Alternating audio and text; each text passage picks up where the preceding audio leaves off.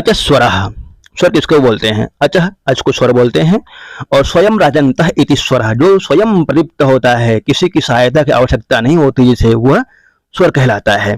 स्वर वर्ण है अ, आ, ई, उ, री, री, ए, ऐ, ओ, औ, ये सभी स्वर कहलाते हैं। व्यंजन वर्ण कवर कहने से क, ख, ग, घ, अंग का बोध होगा। कु भी बोलते हैं इसको, कु लिख देते हैं क वर्ग में, कु। चवर्ग चू, कु, चू, टू, टू, फू बोल देते हैं। टवर्ग ट, ठ, ड, ण, तवर्ग में त, थ, द, थ, न, पवर्ग में प, फ, ह, म। ये ध्यान देना है आपको, क से लेकर के म तक स्पर्श वर्ण कहलाता है, क से लेकर के म तक।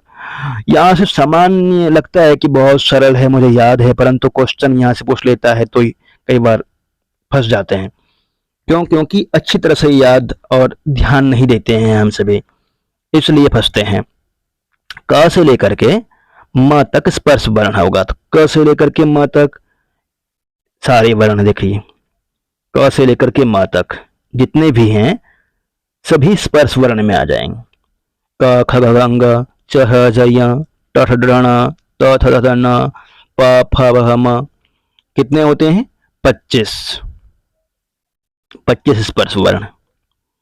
प्रश्न कैसे आएगा यहाँ से? त, थ, द, न किस तरह का वर्ण है? 4 ऑप्शन होगा, च, ट, त और ल।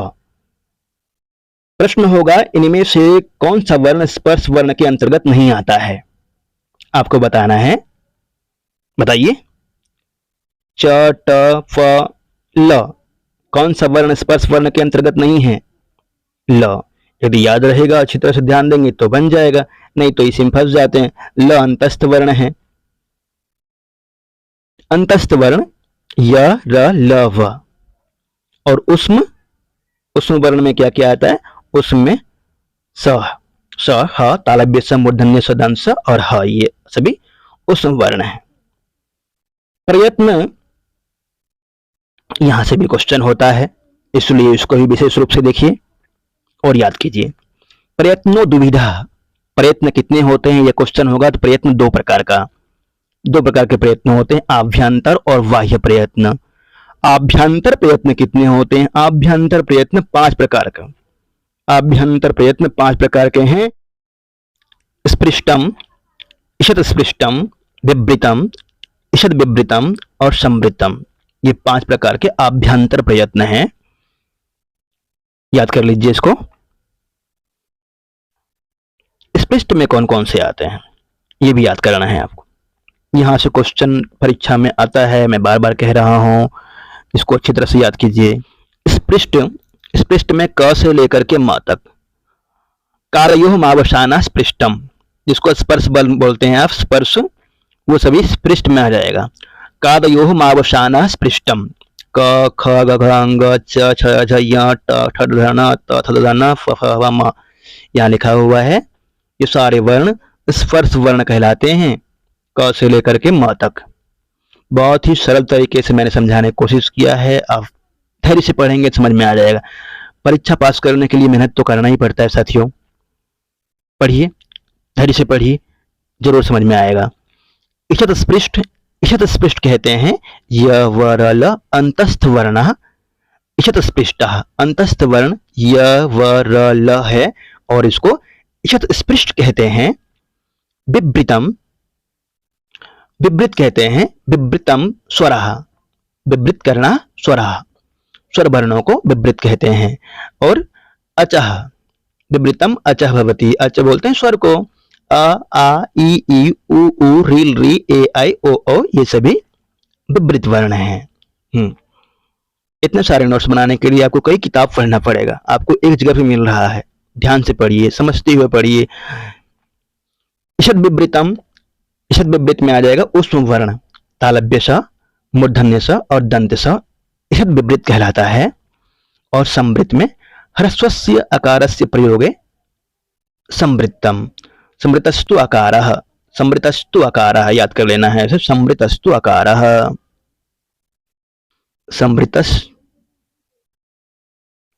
समृतस्त्वकारः, समृतस्त्वकारः।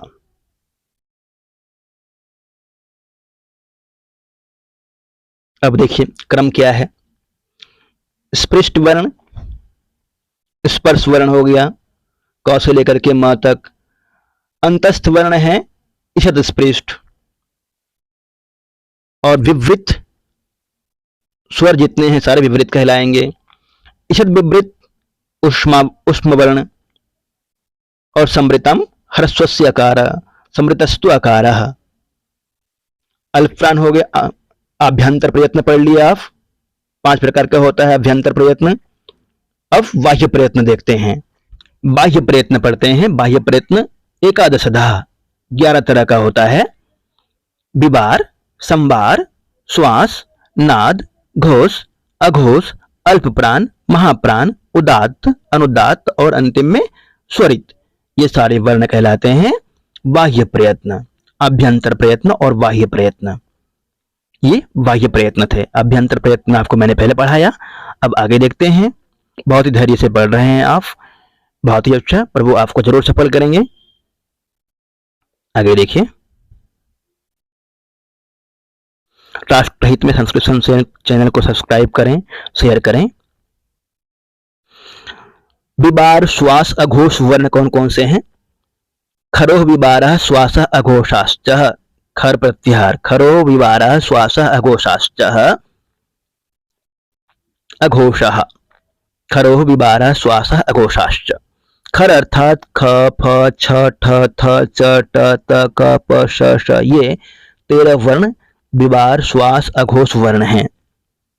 अल्पप्राण वर्गानाम प्रथम, तृतीय, पंचमः यथश्च अल्प प्राणः, अर्थात वर्ग का प्रथम, द्वितीय, तृतीय एवं यश प्रत्याहार अल्प प्राण कहलाता है। कौन कौन से वर्ण हैं? क, ग, ग, च, ज, य, ट, ड, ण, त, द, न, प, व, म, य, व, र, ल। ये 19 वर्ण अल्प प्राण कहलाते हैं। यहां से क्वेश्चन बनता है अघोष वर्ण कौन कौन से हैं?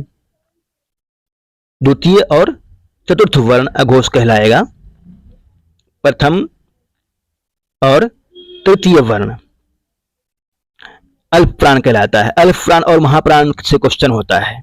अल्प प्राण में द्वितीय वर्ण एके अल्प प्राण इतरे महाप्राण। इसके लिए सूत्र है एके अल्प प्राण, एके अल्प प्राण इतरे महाप्राण, अर्थात वर्ग का प्रथम अक्षर, तृतीय अक्षर और पंचम अक्षर अल्प प्राण होता है।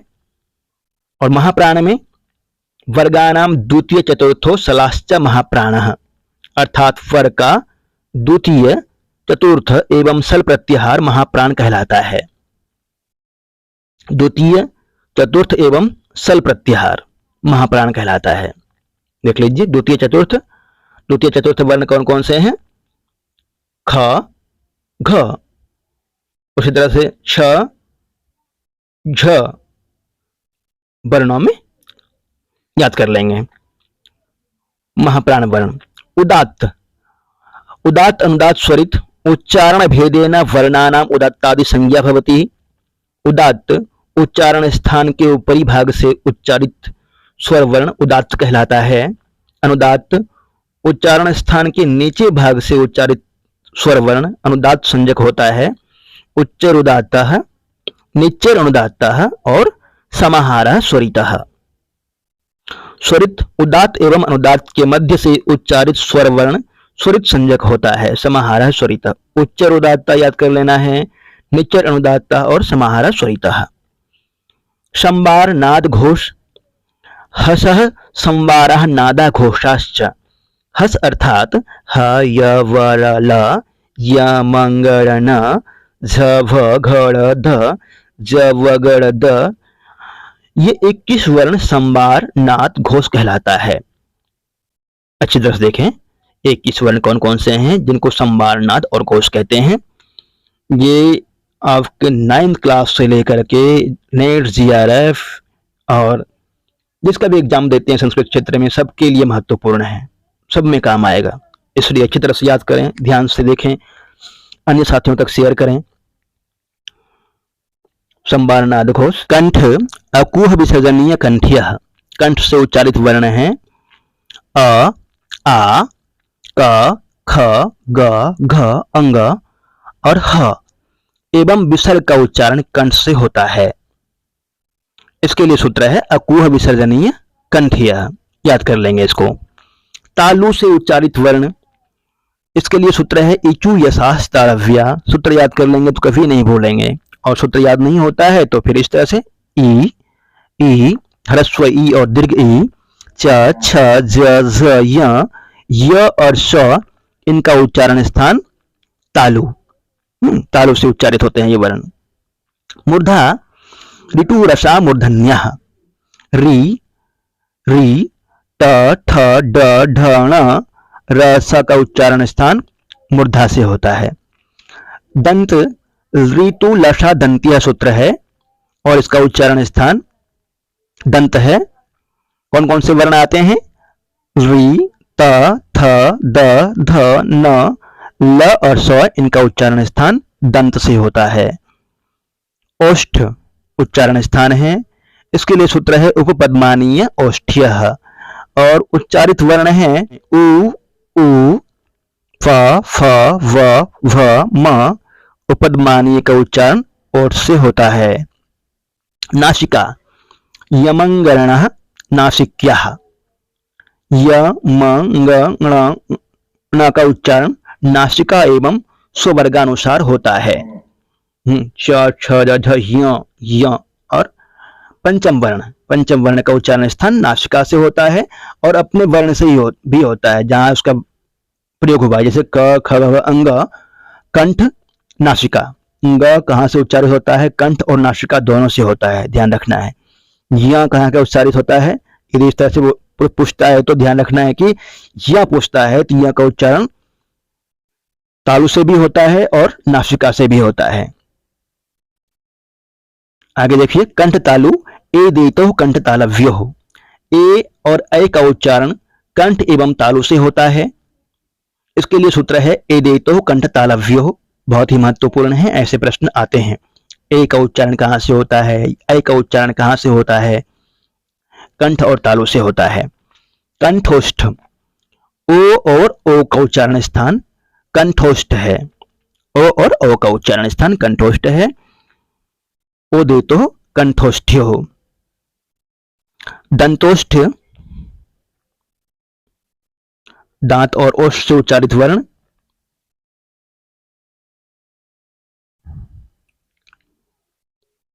वकारो दंतोष्ठम, एक व है य व र ल व का उच्चारण स्थान दंत से होता है।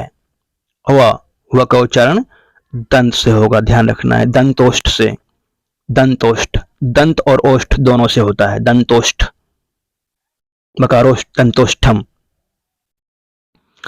नासिका नासिका अनुस्वारस्य, अनुस्वार का उच्चारण नासिका से होता है। ये नासिक अनुस्वार का उच्चारण नासिका से होता है। जिह्वामूलीय जिह्वामूलीयस्य जिह्वामूलीयः, अर्धस्वर वर्ण कौन कौन से हैं? य और व। इससे पहले देखिए जिह्वामूलीय भी एक है, उसका उच्चारण स्थान जिह्वामूलीय से होता है। अर्धस्वर वर्ण य और व कहलाता है, यह भी पूछ लेता है कि अर्धस्वर वर्ण कौन सा है। लुंठित वर्ण र है, पार्श्विक वर्ण ल है और उच्छिप्त वर्ण ड ढ है। पार्श्विक ल, उच्छिप्त ड ढ। यहाँ से आपके प्रतियोगी परीक्षा में जो भी परीक्षा देने जा रहे हैं आप, प्रतियोगी परीक्षा में यहाँ से क्वेश्चन अवश्य होगा यदि व्याकरण लगाया होगा तो। धन्यवाद। मैं आपके उज्जवल भविष्य की कामना करता हूँ। अन्य साथियों तक शेयर करें, सब्सक्राइब करें।